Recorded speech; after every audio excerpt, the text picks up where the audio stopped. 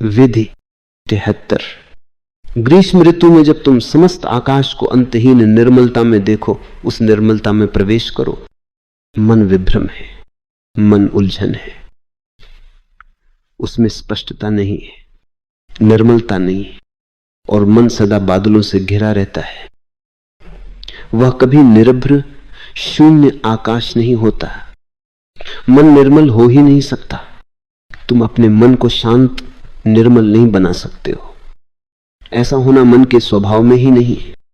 मन अस्पष्ट रहेगा, धुंधला धुंधला ही रहेगा।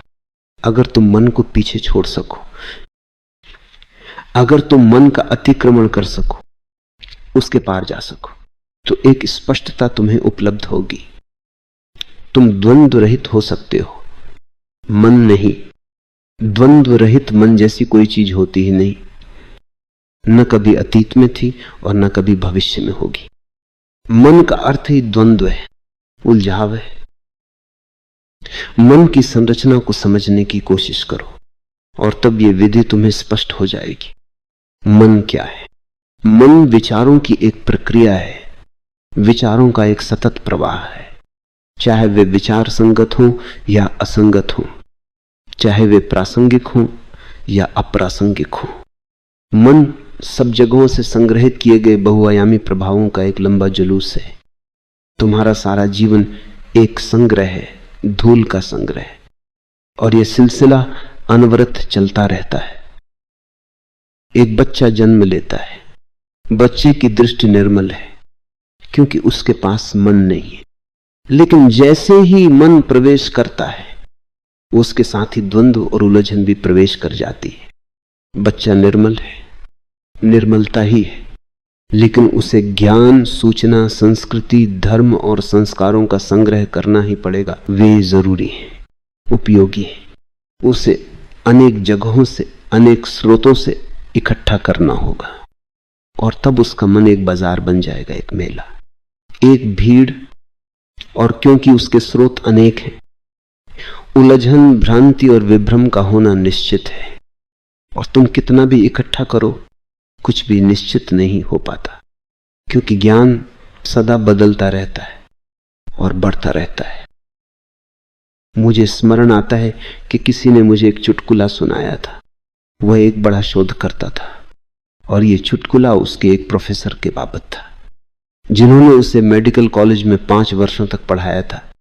वह प्रोफेसर अपने विषय का भारी विद्वान था, और उसने जो अंतिम काम किया वो यह था कि उसने अपने सारे विद्यार्थियों को जमा किया और कहा, मुझे तुम्हें एक और चीज सिखानी है। मैंने तुम्हें जो कुछ पढ़ाया है उसका 50% ही सही है और शेष 50% बिल्कुल गलत है। लेकिन कठिनाई यह है कि मैं नहीं जानता कि कौन सा 50% सही है और कौन सा 50% गलत है। ज्ञान की सारी इमारत ऐसे ही खड़ी है, कुछ भी निश्चित नहीं है, कोई नहीं जानता है, हर कोई अंधेरे में टटोल रहा है। ऐसे ही टटोल टटोल कर हम शास्त्र निर्मित करते हैं, विचार पद्धतियां बनाते हैं, और ऐसे ही हजारों हजारों शास्त्र बन गए। हिंदू कुछ कहते हैं, ईसाई कुछ और कहते हैं।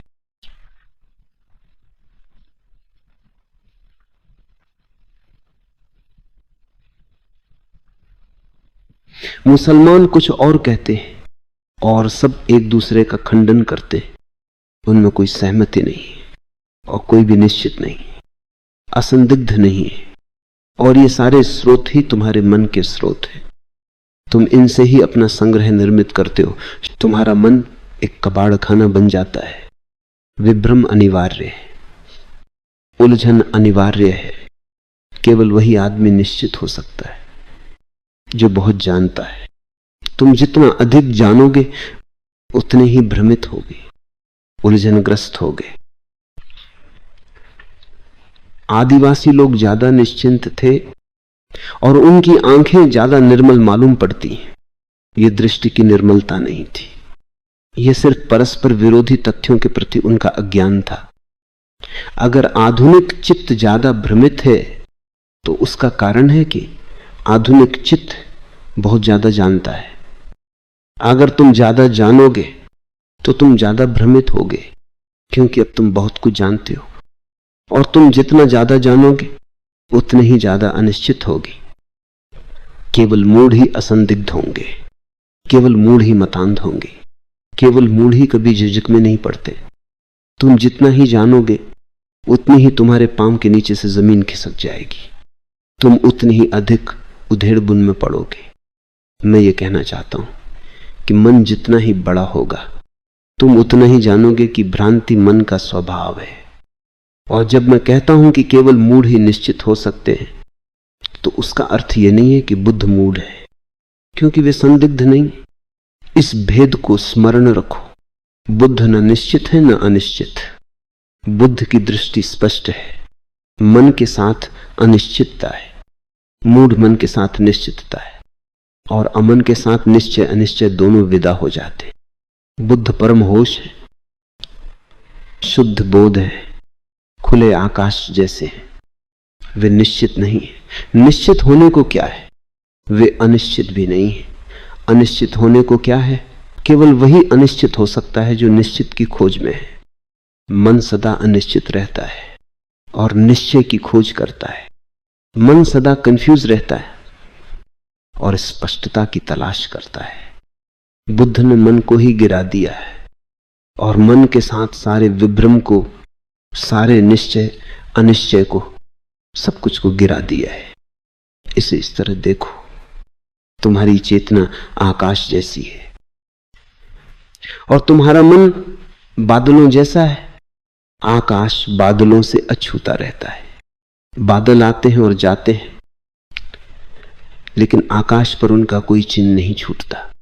बादलों की कोई स्मृति पीछे नहीं रहती। बादल आते जाते हैं, आकाश अनुद्विग्न शांत रहता है। तुम्हारे साथ भी यही बात है। तुम्हारी चेतना अनुद्विग्न, अक्षुब्ध, शांत रहती है। विचार आते हैं,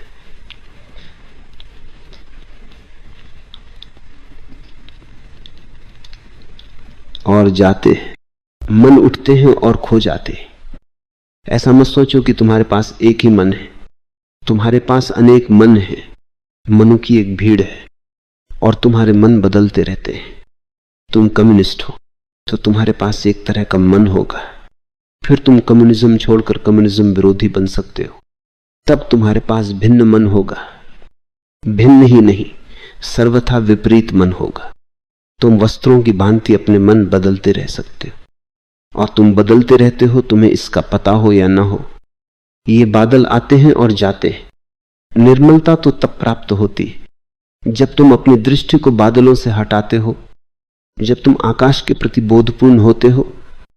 अगर तुम्हारी दृष्टि आकाश पर नहीं है तो उसका अर्थ है कि वह बादलों पर लगी है।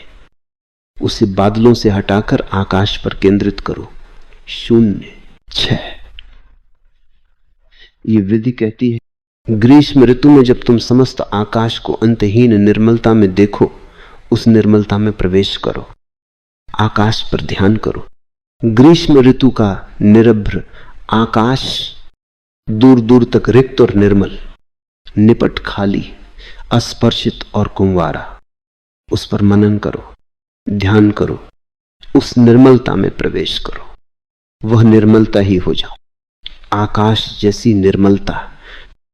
अगर तुम निर्मल निरभ्र आकाश पर ध्यान करोगे तो तुम अचानक महसूस करोगे कि तुम्हारा मन विलीन हो रहा है, विदा हो रहा है। ऐसे अंतराल होंगे जिनमें अचानक तुम्हें बोध होगा कि निर्मल आकाश तुम्हारे भीतर प्रवेश कर गया है।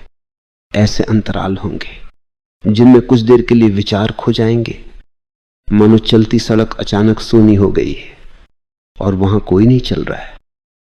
आरंभ में यह अनुभव कुछ क्षणों के लिए होगा, लेकिन वे क्षण भी बहुत रूपांतरणकारी होंगे। फिर धीरे धीरे मन की गति धीमी होने लगेगी और अंतराल बड़े होने लगेंगे। अनेक क्षणों तक कोई विचार, कोई बादल नहीं होगा, और जब कोई विचार, कोई बादल नहीं होगा तो बाहरी आकाश और भीतरी आकाश एक हो जाएंगे, क्योंकि विचार ही बाधा है। विचार ही दीवार निर्मित करते हैं। विचारों के कारण ही बाहर और भीतर का भेद खड़ा होता है। जब विचार नहीं होते तो बाहरी और भीतरी दोनों अपनी सीमाएं खो देते और एक हो जाते। वास्तव में सीमाएं वहां कभी नहीं थीं, सिर्फ विचार के कारण, विचार के अवरोध के कारण सीमाएं मालूम पड़ती थीं। आकाश पर ध्यान करना बहुत सुंदर है। बस लेट जाओ ताकि पृथ्वी को भूल सको, किसी एकांत सागर तट पर या कहीं भी जमीन पर पीठ के बल लेट जाओ और आकाश को देखो। लेकिन इसके लिए निर्मल आकाश सहयोगी होगा, निर्मल और निरभ्र आकाश।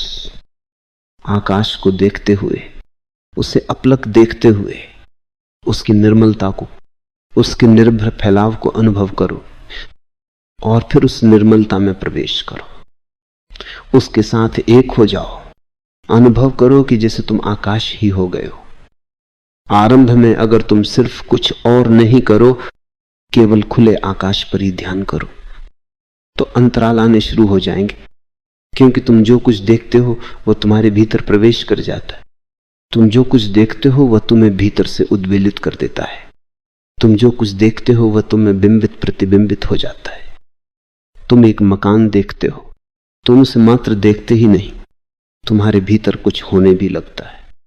तुम एक पुरुष को या एक स्त्री को देखते हो, एक कार को देखते हो या कुछ भी देखते हो, वो अब बाहर ही नहीं रहता, तुम्हारे भीतर भी कुछ होने लगता है। कोई प्रतिबिंब बनने लगता है और तुम प्रतिक्रिया करने लगते हो। तुम जो कुछ देखते हो वो तुम्हें ढालता है, गढ़ता है, वो तुम्हें बदलता है, निर्मित करता है। बाह्य सतत भीतर से जुड़ा है, तो खुले आकाश को देखना बढ़िया है। उसका असीम विस्तार बहुत सुंदर है। उस असीम के संपर्क में तुम्हारी सीमाएं भी विलीन होने लगती, क्योंकि वो असीम आकाश तुम्हारे भीतर भी प्रतिबिंबित होने लगता है। और तुम अगर आंखों को झपके बिना अपलक ताक सको तो बहुत अच्छा है। अपलक ताकना बहुत अच्छा है, क्योंकि अगर तुम पलक झपकते हो तो विचार प्रक्रिया चालू रहेगी। तो बिना पलक झपकाए अपलक देखो, शून्य में देखो, उस शून्य में डूब जाओ, भाव करो कि तुम उससे एक हो गए हो, और फिर आकाश तुम में उतर आएगा। पहले तुम आकाश में प्रवेश करते हो, फिर आकाश तुम में प्रवेश करता है, तब मिलन घटित होता है।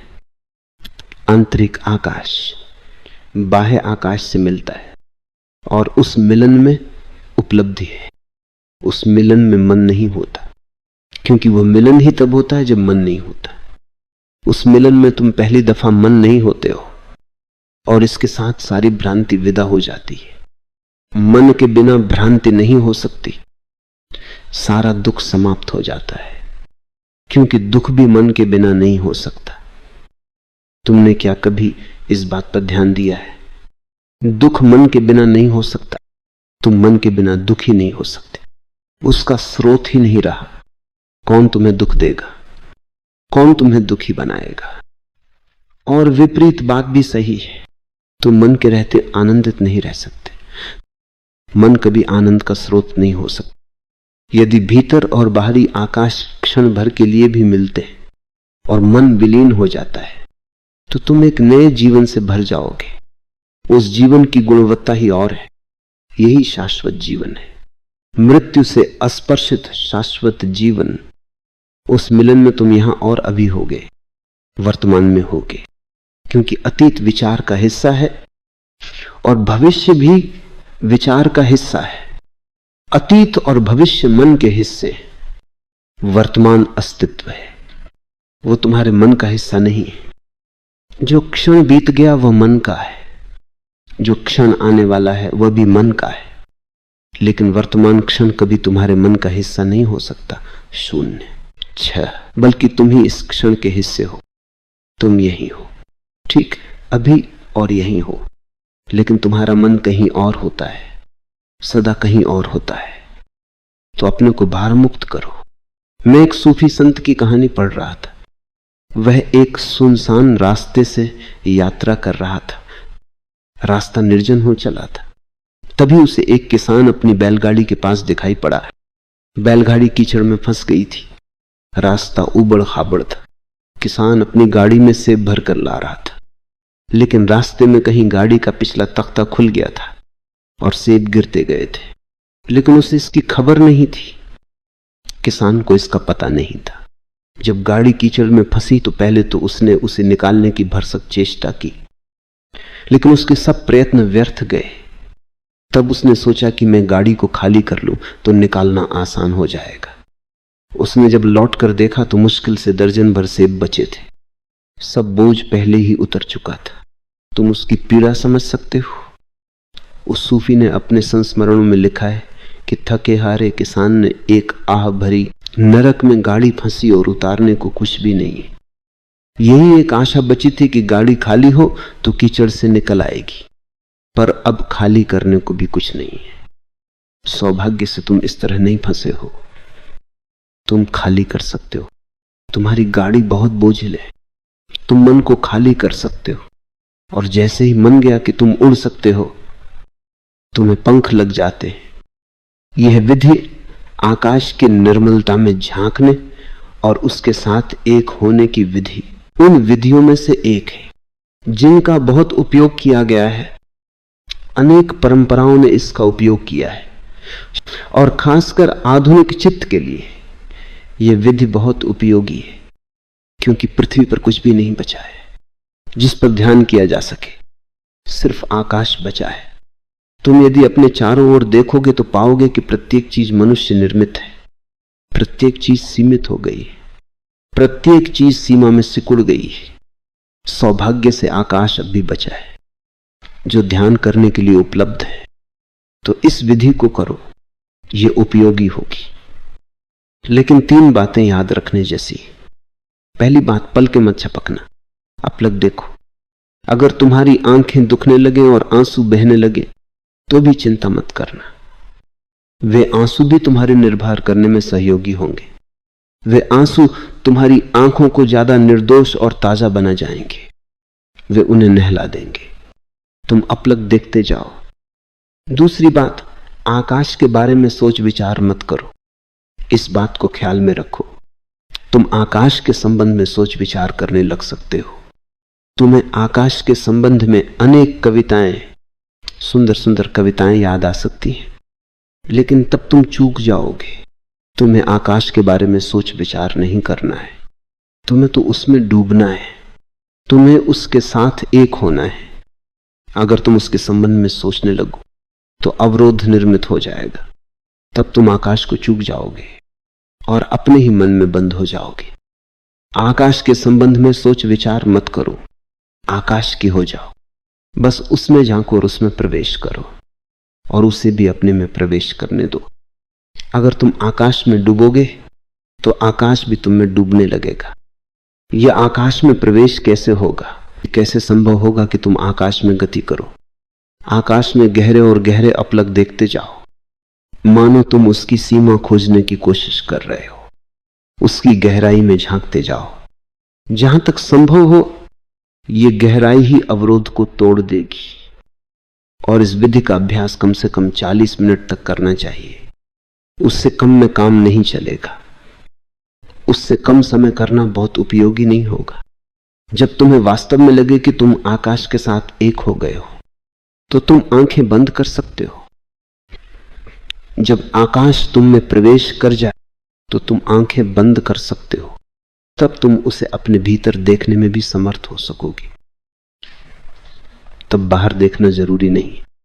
तो 40 मिनट के बाद जब तुम्हें लगे कि एकता सद गई, संवाद सद गया, तुम उसके हिस्से हो गए और अब मन नहीं है, तो तुम आंखें बंद कर सकते हो और भीतर आकाश को अनुभव कर सकते हो। आकाश निर्मल है, शुद्ध है, अस्तित्व की शुद्धतम चीज है। कुछ भी उसे अशुद्ध नहीं करता।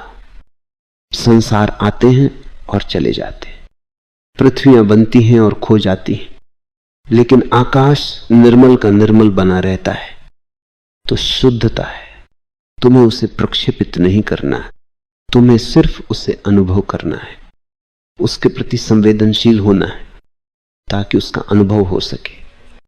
निर्मलता तो मौजूद ही है, तुम आकाश को राह दो, तुम उसे जबरदस्ती नहीं ला सकते हो, तुम्हें उसे सिर्फ प्रेम पूर्वक राह देनी है। सभी ध्यान सिर्फ प्रेम पूर्वक राह देने की बात है। कभी आक्रमण की भाषा में मत सोचो, कभी जबरदस्ती मत करो, तुम जबरदस्ती कुछ भी नहीं कर सकते। शून्य। 6 सच तो यह है कि तुम्हारी जबरदस्ती करने की चेष्टा से ही तुम्हारे सभी दुख निर्मित हुए हैं। जबरदस्ती कुछ भी नहीं हो सकता, लेकिन तुम चीजों को घटित होने दे सकते हो। स्त्रैण बनो, चीजों को घटित होने दो, निष्क्रिय बनो। आकाश पूर्ण निष्क्रिय है, कुछ भी तो नहीं करता है, बस है।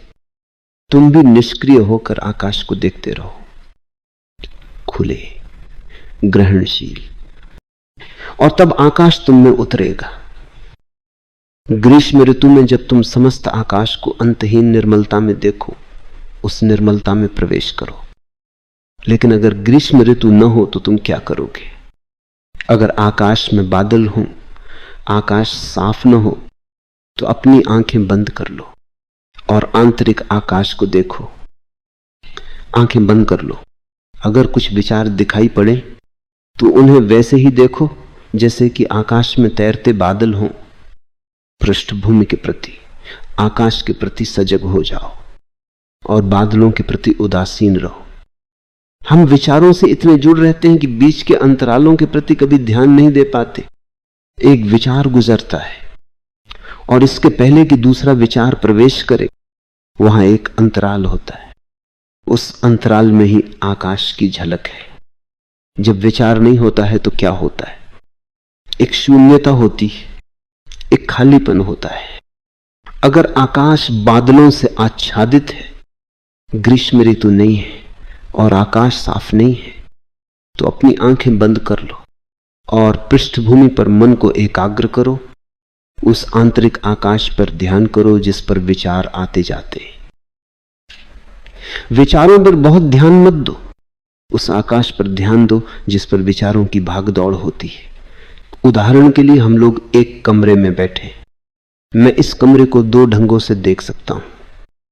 एक कि मैं तुम्हें देखूं और उस स्थान के प्रति उदासीन रहूं जिसमें तुम बैठे हो, उस कमरे के प्रति तटस्थ रहूं जिसमें तुम बैठे हो। मैं तुम्हें देखता हूं, मेरा ध्यान तुम पर है, उस खाली स्थान पर नहीं जिसमें तुम बैठे हो। अथवा मैं अपने दृष्टिकोण बदल लेता हूं और कमरे को, उसके खाली स्थान को देखता हूं और तुम्हारे प्रति उदासीन हो जाता हूं। तुम वही हो, लेकिन मेरा ध्यान, मेरा फोकस कमरे पर चला गया है। तब सारा परिप्रेक्ष्य बदल जाता है। यही आंतरिक जगत में करो। आकाश पर ध्यान दो, विचार वहां चल रहे हैं, उनके प्रति उदासीन हो जाओ। उन पर कोई ध्यान मत दो, वो है, चल रहे हैं। देख लो कि ठीक है, विचार चल रहे हैं, सड़क पर लोग चल रहे हैं, देख लो और उदासीन रहो। ये मत देखो कि कौन जा रहा है, इतना भर जानो कि कुछ गुजर रहा है और उस स्थान के प्रति सजग हो जाओ जिसमें गति हो रही है। तब ग्रीष्म ऋतु का आकाश भीतर घटित होगा। ग्रीष्म ऋतु की प्रतीक्षा की जरूरत नहीं, अन्यथा हमारा मन ऐसा है कि वह कोई भी बहाना पकड़ ले सकता है। वो कहेगा कि अभी ग्रीष्म ऋतु नहीं है, और यदि ग्रीष्म ऋतु भी हो तो वह कहेगा कि आकाश निर्मल नहीं है,